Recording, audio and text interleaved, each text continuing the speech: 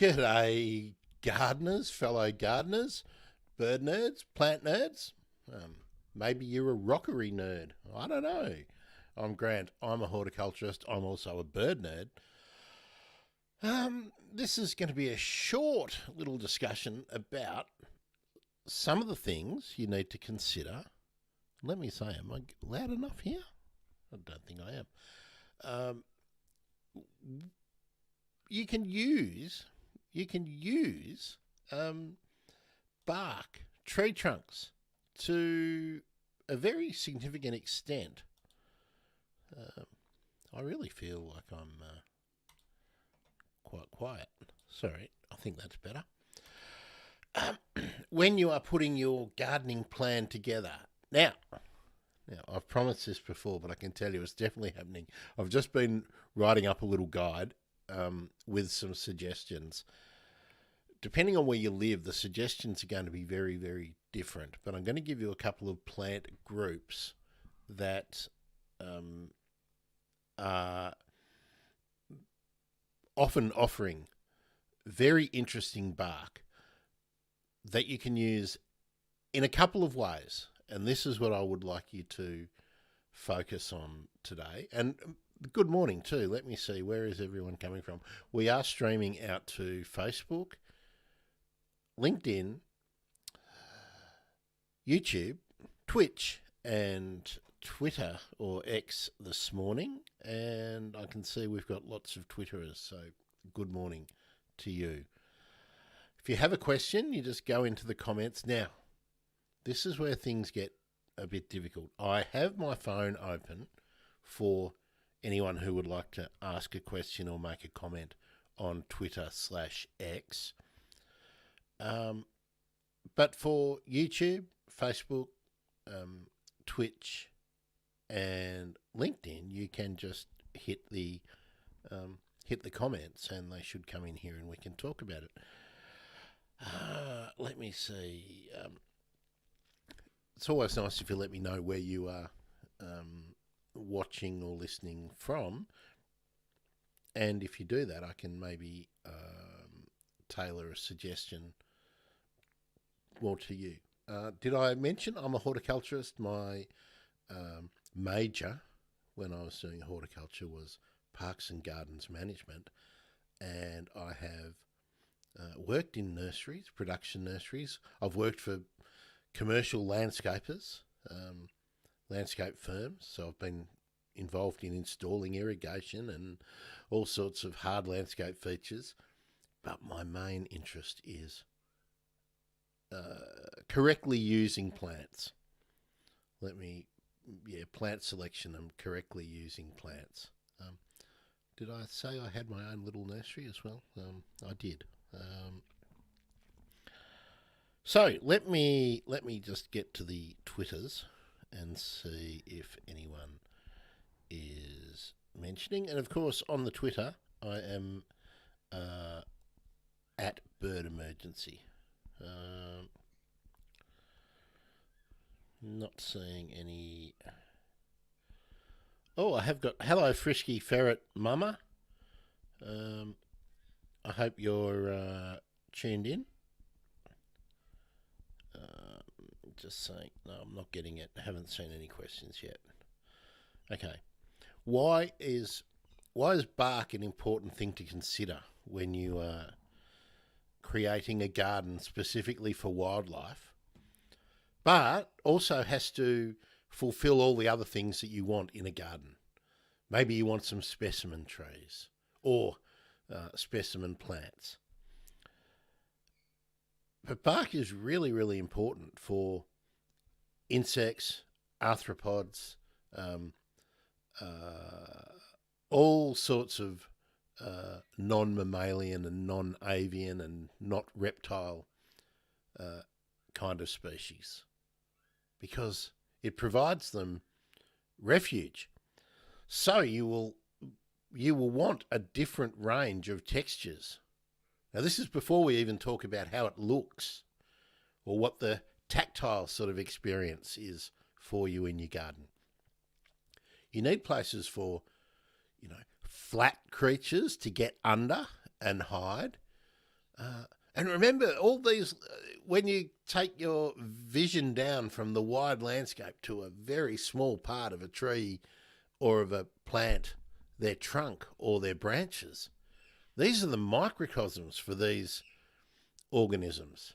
They have to feed and breed and shelter in these places. So you want to provide a range of textures, a range of opportunities for them. So you want thick, knobbly bark. You want flaky bark. You want bark that will fall off and provide food and opportunities on the ground. So, I'm sure we've all got some ideas about decorative kind of bark. Let's talk about the lemon-scented gum or the spotted gum or the scribbly gum. Clean, striking, arresting, appealing to human eyes. When that bark peels off, you think about a smooth barked eucalypt, maybe a stringy bark. When that bark peels off and falls to the ground and it curls up, well, then there's hiding places for insects and spiders. When the big chunky bark falls off, that is, that's a roof for someone else. So I'm sure you get the picture.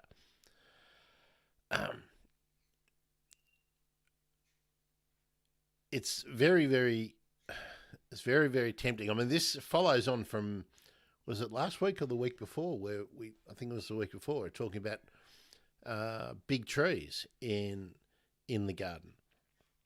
You need to have a lot of types of vegetation to provide lots of opportunities. If you can't, I mean, this is a bit controversial too. If you can't retain trees, big trees in your garden for any reason, when you come in and you redevelop and you want to take trees out, consider not taking the trunks out. The trunk can become a framework for a climber. It can become a place to mount feeding dishes or watering water opportunities for birds and for other animals. But if you retain the trunk, you retain those features for the bark that provide opportunities for those forgotten residents of the garden, those spiders, insects, arthropods. So just think about it. Now I think I won't have it available for you until Monday, and I will make it available for download. How am I going to do this? I will put a link in the socials. I haven't decided which way we're going to do this. I'd like to do it on the Bird Emergency website, but I'm not sure. Not sure I can work that out.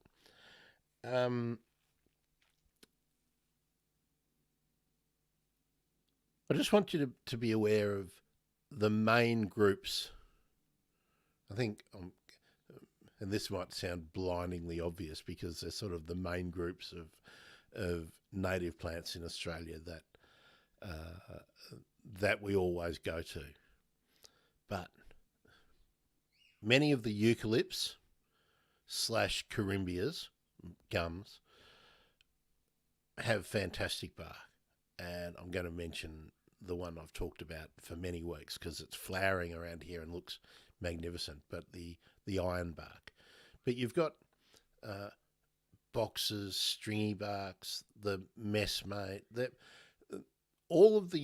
nearly all of the eucalypts provide an opportunity for insects and arthropods. I talked about the stringy kind of bark, but think about the fibrous barks. The bark that is often not thought of as being really attractive. It's not striking in any sense from most design standpoints. But think about the birds like the Australian robins, the whistlers, the satellas, fantails that make these exquisite little nests, but they use that bark. Maybe you will provide a nesting opportunity that would not have been there if you have one of these mature trees with this exquisite bark. I'm probably rambling a bit because we do need a list for specific plants, I think, for specific regions. Let me just have a look. Oh, it's all Twitter and X again this morning, so let me check any questions. So I've said before, these things only work if we're getting questions and answers. So no, I'm not seeing any. Okay. Oh, by the way, how looking forward to having a nuclear power station in your backyard? By backyard, I mean your region.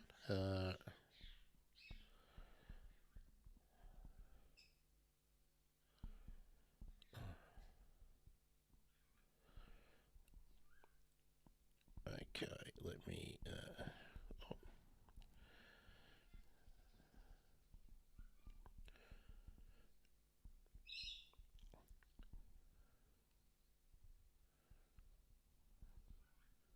Sorry, I am just checking to make sure there were no questions or answers. Eucalyptus / Corymbia, Acacia, Leptospermum, and Banksia grevillea.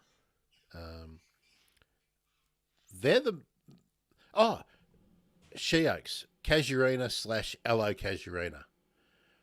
They would be the first places I would go looking for plants suited to your region, your area, with distinctive bark. I'm only talking natives at the moment, but if you did want to look for some exotics, you can't really go past the cork oak, Quercus suber. Some of the maples, the aces, have exquisite bark with different features. Some of them flake, some of them strip, long strips. Some of them have amazing colours, particularly moving towards the sort of reds. You have birches with flaky, papery bark in some instances. So that would be my thoughts there. Just waiting to see if anyone's got any questions or suggestions. Have you used a plant with really interesting bark? The animals and the birds that use trees can often teach us a lot about what they need and what they prefer. I mean, think about if you've ever watched tree creepers or satellas working the trunk and the branches of a tree. Those trees with bark with lots of crevices or with peeling bark, that's where the food harvesting opportunities are for those species. So if you're in an area where nobody is planting those kind of trees, I mean, in the park opposite me, most of the eucalypts and are smooth barked, and are not stringy barks or are not the sort of messmate kind of trees. We don't have tree creepers or satellas around here. I think I've mentioned before, we have a very small amount of willy wagtails around here. We don't have whistlers. I don't have fairy wrens. Rarely do I see thornbills here. And when I walk around the streets, apart from the fact that most of their food sources aren't here, they don't seem to have any of the plants that they would use for nesting materials. And they also need plants with particular forks and things like that. Anyway, it's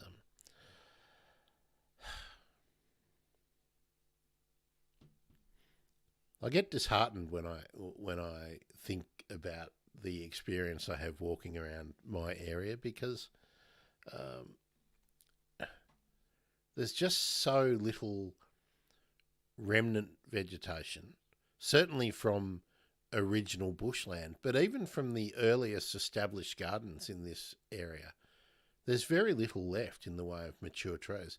Another one of the very few Grevillea robustas which is the silky oak, that were mature around here, that was taken down in the street recently.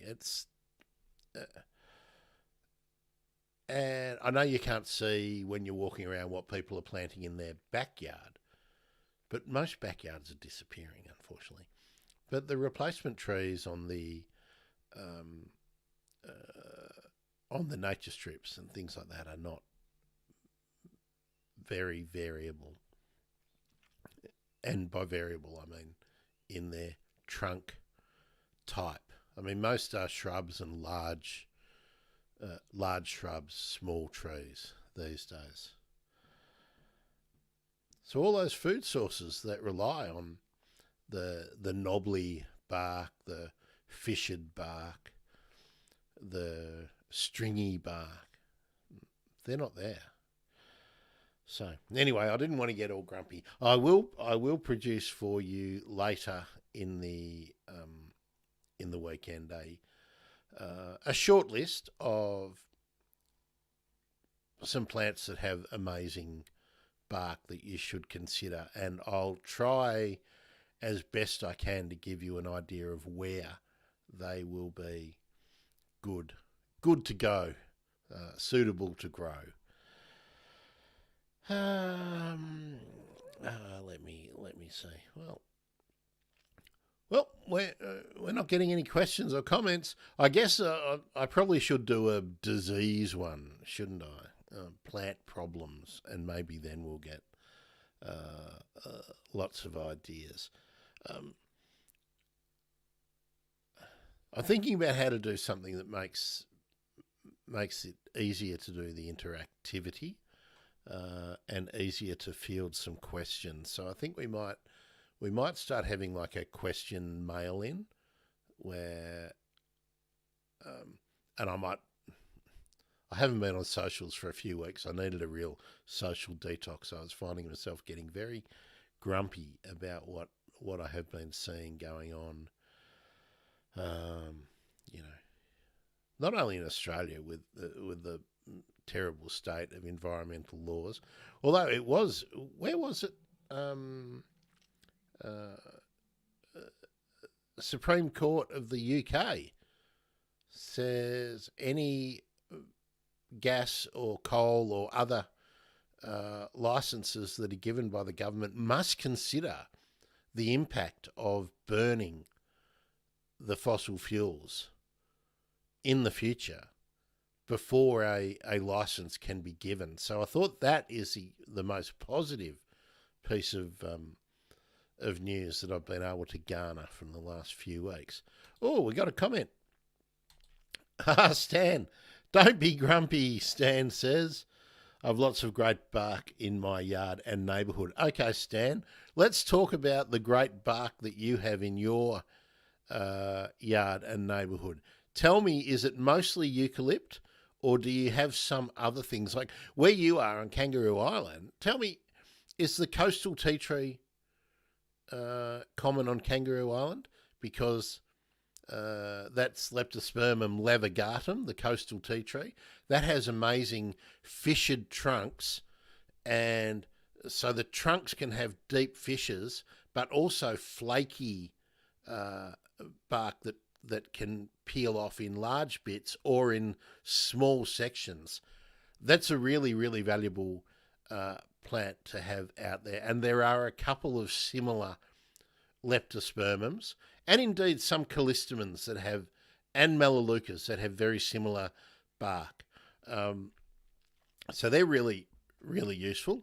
So Stan, since you're participating, let us know the best bark that you have in your backyard. There's also, you can also get velvety bark and sort of furry bark as well. So Stan's saying it's mostly mallees that have excellent habitat bark. Yeah, now that's one of the reasons why I haven't really today thrown out lots of species names, because especially when you're talking about eucalypts and the different groups within the broader umbrella of eucalypts / gums, there are so many species with amazing bark. And the same with acacias, with wattles.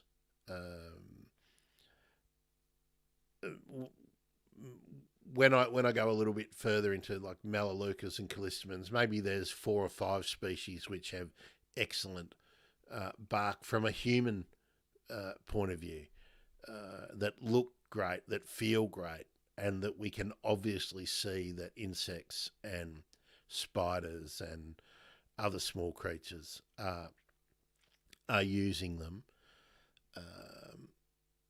But I'm sure there are other benefits that we are not so obviously aware of.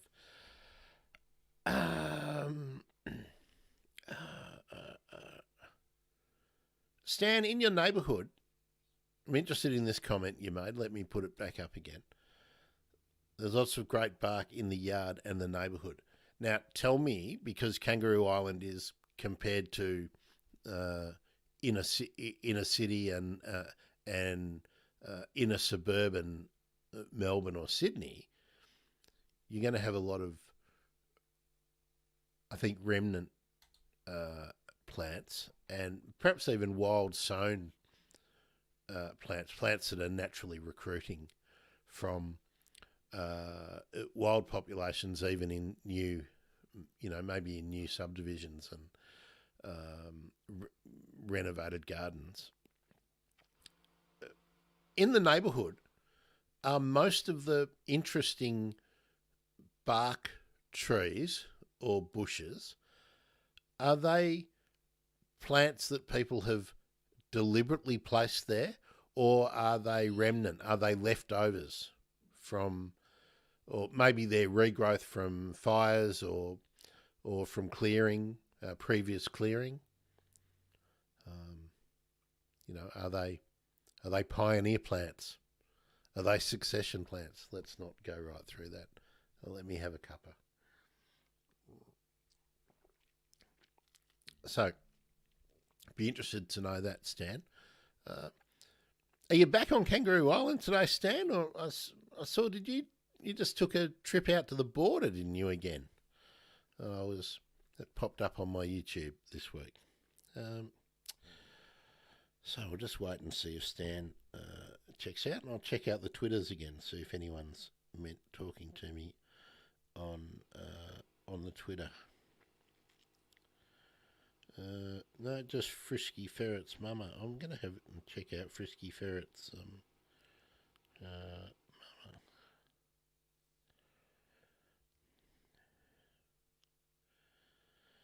I can't tell where Frisky Ferret's mama is, but it mostly looks like reposting cats. And nature shots. Very nice.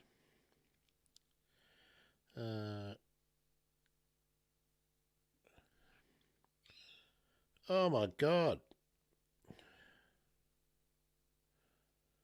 Oh my God, I missed this one. Tanya Plibersek has just uh, approved Gina Reinhardt's gas pipeline, which means the Atlas Stage 3 gas project will probably get approved because its purpose for existing is to well, the pipeline's purpose is to support that project.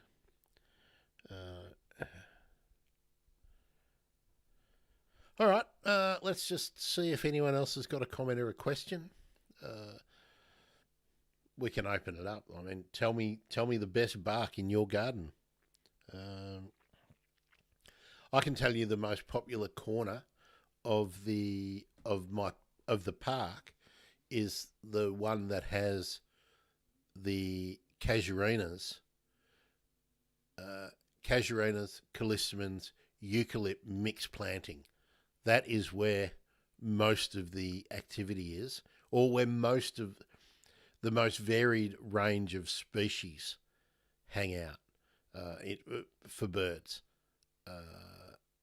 When the eucalypts are in flower around the park, all the honey eaters are up there. But you know the doves and the pigeons and the greenfinches and goldfinches I have seen in that corner of the park. Skinks, I've found a lot of skinks in there. Lots of spiders, lots of beetles and other bugs. So that's maybe the best spot. Now, Stan says, it's got a huge mallee that dominates the front quarter of my half acre that has all kinds of things living in it. There's not much remnant bush type gardens, but there is some. What about, Stan, in, sort of undeveloped blocks, maybe places that were cleared,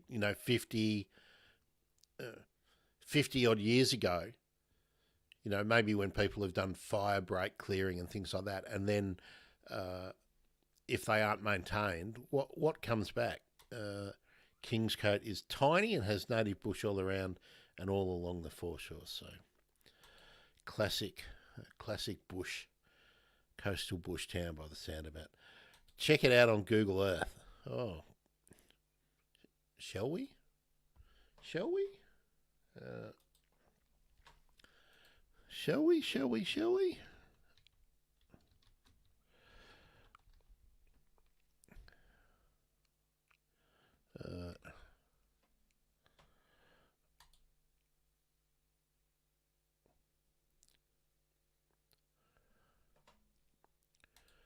Okay.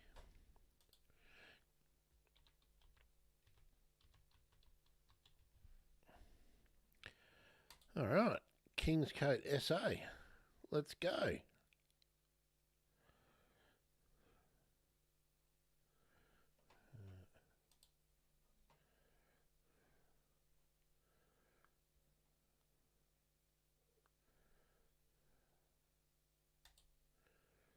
I'm going to zoom in to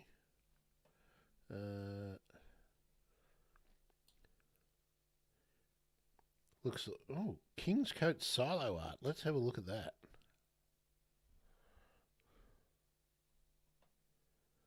I'm not getting a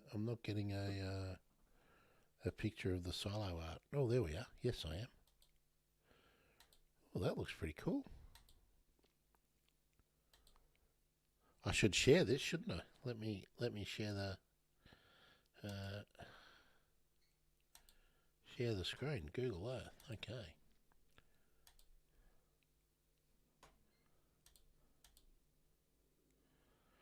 All right, here we are. So this is red-tailed black cockatoos and a wallaby. There we are. The silo art looks pretty good. Okay, that is impressive. Okay, I want to have a look at this. I want to have a look at this patch of.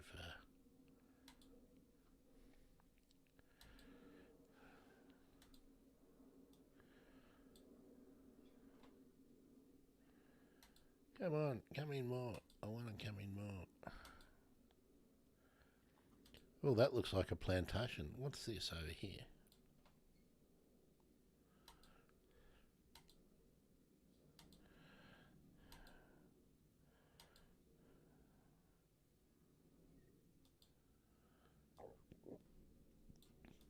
I wonder is that... I wonder if that's remnant bush. What is that?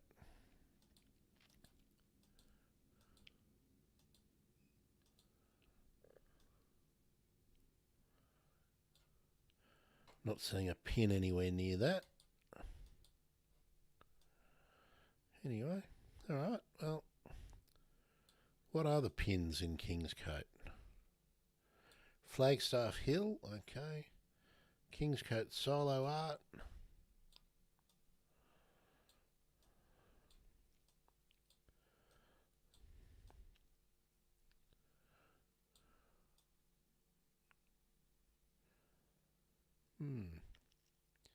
I wonder if that is a plantation.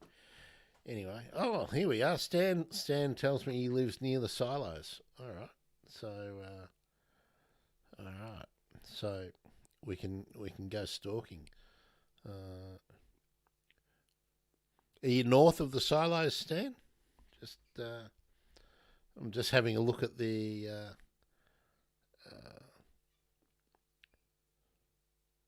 So a block away. Here we are. Oh, you're. So that's near the footy ground. Does that mean when Kingscote are playing at home, do you hear the horns honking every time Kingscote kick a goal?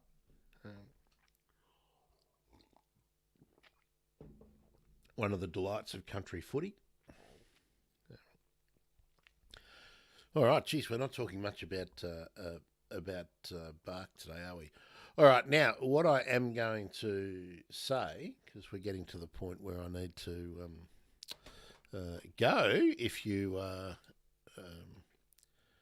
not asking a question or making a comment, I'll put a list of probably my top 20 or 25 native Australian bark plants. And they'll be mostly trees. There will be a few large shrubs in there as well. I will, and I'll give a broad generalisation of where they would be suitable to grow. Gee, yeah. Or maybe I could do main cities. I don't like doing the main cities because you miss out a whole... No, I won't do that. Stan says, okay, so that was a blue gum plantation that we were looking at. Okay. Don't tell people where you live on the other side of the oval. Hear the whistles, the yelling and the horns. Yeah, I do like the... I do like those... that part of country town life. Let me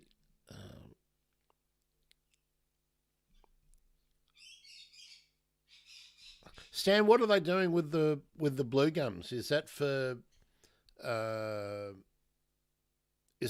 production, or is it for timber? It looks, because it's very dense, the way it was planted, it looks like maybe it is harvesting for foliage rather than harvesting for trunks. But you can let us know that. I'm not really aware of where most of the oil comes from these days, but I do know that the juvenile leaves of blue gums have a very high oil content. Whether it's the best oil, I don't know. So that regular coppicing or sort of clear felling is when the leaves are juvenile is a way to harvest the oil. Anyway, you can let us know that. Folks, if you've got any suggestions for topics that you would like me to explore, oh, here we go. Stan's telling us town feels a bit more bushy and green in person. KI is quite an arid, harsh place. Yeah, definitely. Blue gums were for wood chips. Okay, so exported for paper. I guess going to. I mean, I know there was a lot of chip plantations in the southeast, but I wonder where were they sent to? Were they being sent to Gippsland, to Midway? Anyway, it's almost a kind of. It seems like a sort of dead industry in a lot of ways now, but still a lot of native forest going into wood chip mills. Not old growth, though, apparently. That's what they tell us. All right, folks. Stan, thanks for keeping it interesting today. I'll be back.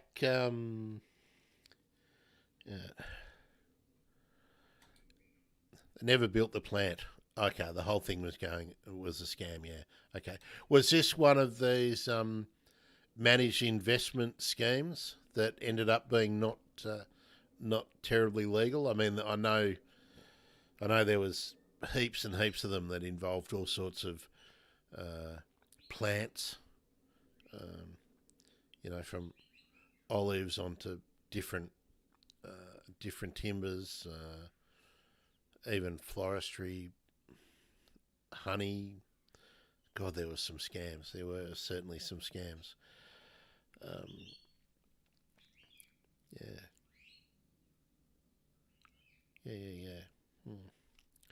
So, did I pop that up? That's what Stan says. They never built the port. The whole thing was allegedly a scam, going straight to Japan. Yeah. Okay. So, not even creating or maintaining the jobs at the power at the paper mills in Australia. Yeah. Okay.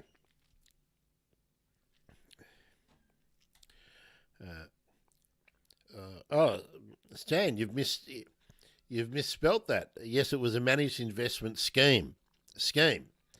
Okay. And Stan is back in KI. Well, that's good. Still uploading videos from the last trip. Yes, it's very easy to get behind, isn't it? And Stan's heading back to WA end of July. Fantastic. I'm planning a little trip too at the moment, so not sure when it's going to be, but and I'm not sure whether I'm going to do something local or something overseas first. Wholly and solely depends on how much money I can grab together. It's so much more expensive for me to be on the road here for 2 weeks than it would be to be in, for instance, Philippines or Indonesia for a month. It's insane. All right, I finished my cup of coffee. I can hear Loz out there. He probably wants his bath for today. I don't know whether you can hear him, but he's whistling and talking to himself out there. He seems to be very happy lately, and I have started looking around at how to get Loz a playmate. Do you want me to talk about Loz for a little bit? If you haven't been here before, Loz is a rainbow lorikeet that turned up. Actually, I must do that, mustn't I? Get the. I must do the origin of Loz. Okay, we'll do that. I'll do that. Mental note to self. Maybe that's what I'll do later on today. So Loz turned up while we were live streaming on New Year's Eve. So Loz has been with me now for that long. Stan's saying, "See ya." I'm just gonna let you know, Stan, that Loz is and squad and yeah, because I haven't been on for basically haven't really been streaming except for this for a week or two. Um, I've got some updates. Maybe we'll do updates on Monday. I do want to do something on Monday. Um, but Loz has really settled in and having a great time. Obviously, seems to be very happy from all of the information I can find about lorikeet behaviour when they're in captivity, how they display their contentedness with life. And Loz, I think, in another life, if Loz was reincarnated as a person, he would be a songwriter, probably a singer-songwriter. Very tuneful with all the different whistles. I can do some random whistling pattern, and he'll repeat it, and then he'll improve on it. He or she. I still don't have Loz sexed, by the way.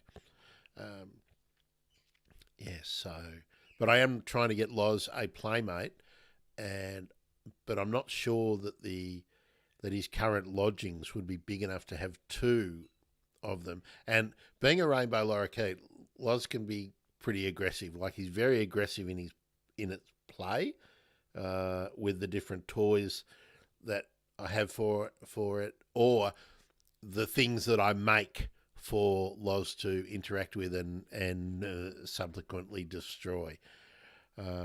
So I think a playmate would definitely have to be a rainbow lorikeet or a slightly larger pugnacious kind of parrot. So I think I might get... see, I never wanted to buy a bird. I never ever wanted to buy a bird. But you don't see many rainbow lorikeets coming up for adoption or people wanting to get rid of their rainbow lorikeet. Free to good home kind of thing. I never wanted to buy another bird. But I think I might buy something like a similar lorikeet if I can get one that I can need to be hand raised for sure. Need to be acquired young. So I think all that means it needs to be purchased. I never wanted to do that, but I think that we're going to have to do it. Anyway, folks, what is it? Saturday morning. Do get out and do something. I'm about to go and do in an hour or so, go out into the park and do a bird count. So trying to get back into the habit. When you stop doing something, it's very easy to fall out of a habit. It's much harder to get back into the habit. So we'll see what we can get up to.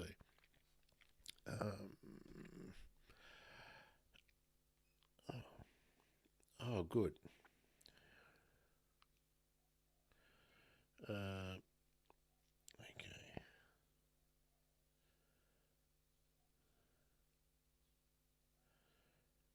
Okay. No, just looking to check. No more.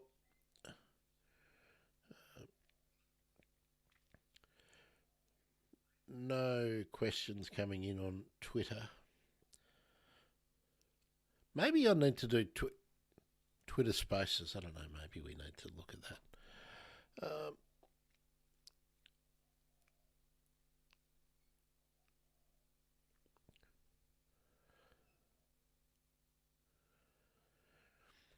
All right, folks. Thanks for joining us. Thanks, Stan, for your input today. And I hope the other usual regulars who I haven't heard from today are out doing some gardening. That would be good. Or out getting into some nurseries or something. I've got some orders coming in for some plants and some growing media and whatnot.